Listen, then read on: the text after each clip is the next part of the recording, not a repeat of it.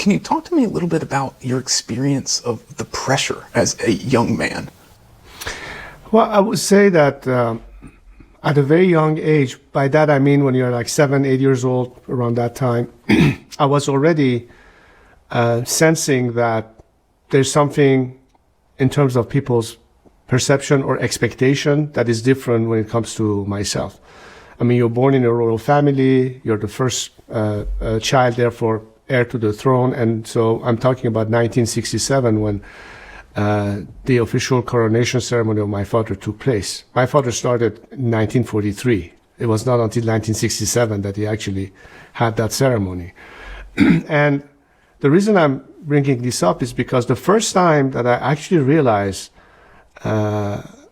what it is that I'm supposed to be doing as my role is as we were returning in the whole process of carriages coming from the Golestan Palace where the ceremony took place.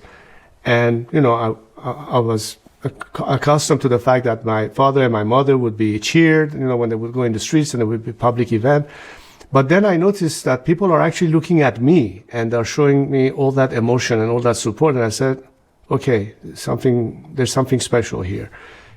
And so from the very young age, it instills in you the fact that, well, you know, there's an expectation and there's a duty to perform, whatever that performance might be. And you find that later on as you get educated, as you participate in various ceremonies and what have you. But at the same time, as a young kid, you have to grow, you have to go to school, you have to get educated, you have your friends. So how do you balance the public figure aspect with, you know, having a kid's life? And in a culture, in a society which is not as modern or as, you know, open-minded as we are these days, I'm talking about like more than 50 years ago, half a century ago, that balance between what's private life or normal life versus public life and what is expected, especially at a young age, is much, you know, more complicated than I can explain.